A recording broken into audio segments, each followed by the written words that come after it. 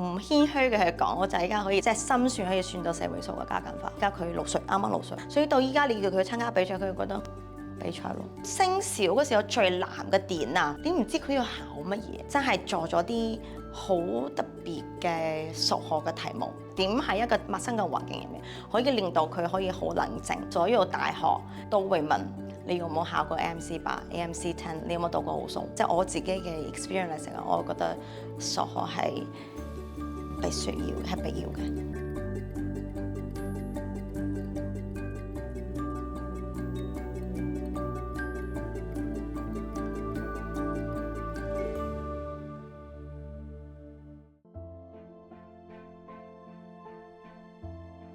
我仔同我講咗，佢出嚟真係做咗啲好特別嘅數學嘅題目。根據老師講過嗰個 sequence， 你要做，你即考你 memory 啦。你要知道老師之前講咗所有嘅即 instruction 乜嘢，跟住你要照埋去做。跟住做出嚟之後咧，每個小朋友都有唔同嘅答案。咁樣佢去考察你嘅邏輯。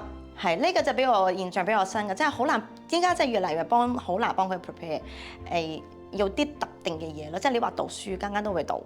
咁測試你中文、英文、數學嘅能力一定都會測，但係個題型係乜嘢咧？我覺得好難講一個好 framework 嘅。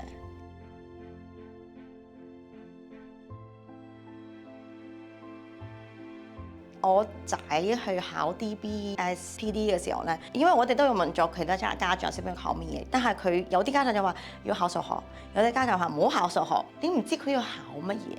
所以你幫佢準備嘅時候一定要好全面。即係我自己嘅 experience 嚟講，我覺得數學係必須要，係必要嘅。係我哋好早就俾佢去參加比賽，盡量去小朋友盡咗去體會自己去處理應變環境嘅一個。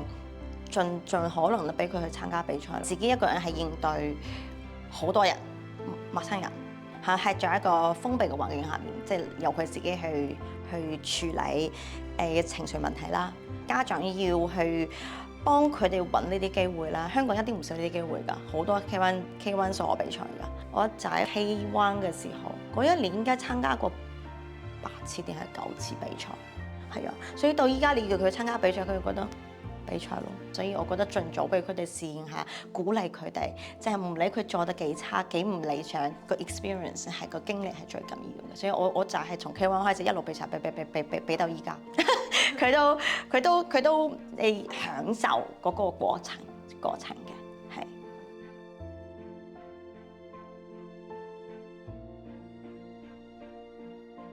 其實都要問過好多即係唔同其他嘅機構啦，但最尾就揀咗何醫師。我覺得最迷茫嘅地方即係越嚟越難，同埋考個範圍係越嚟越大。我冇可能作為一個 working mom 或者係 working parent， 我哋冇可能去每一間小學去聽佢哋嘅所謂嘅講座，小朋友考乜嘢。所以咧，即係何醫師即係好幫到家長嘅地方，就係佢哋會即係用咗好多心思同埋精力去幫家長去 summarize 去總結，去參加呢啲升小嘅簡介會，就真係何醫師老師要自己去嗰一套去點樣去培養小朋友對所謂嘅數感啊，即係對數學嘅嗰啲感覺啊 feeling 或者係個乜，我覺得係 sensitivity 唔係感覺，係個 sensitivity。你見到一個數字加埋一個數字，你嘅腦入面就係好快嘅咁樣係反映出嚟，呢個係點樣嘅？即係我仔依家可以，即係我唔謙虛嘅去講，我仔依家可以即係心算可以算到4位數嘅加減法。係，即係依家佢6歲，啱啱6歲。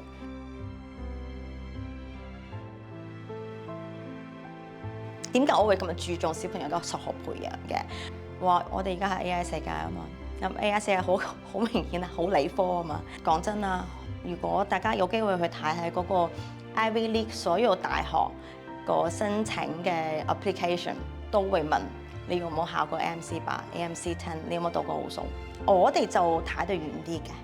即係一路都講緊啦，即係我哋唔係齋睇佢小學呢個階段，我而家係幫佢 plan 緊佢大學或者係 high school 嘅時候，佢應該有讀乜嘢？係咁啊，當然我係揀咗呢條路㗎嘛，until 佢行唔落去，咁我都會俾佢繼續去試嘅。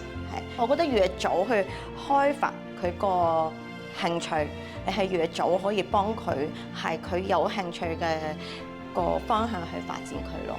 喺呢個大環境下面點樣去幫佢畫個圈圈俾佢走，要揀小朋友啱嘅路，跟住係幫佢揀一個啱佢嘅，咁佢可以開開心心咁樣學落去，咁樣家長又開心，小朋友又開心，係。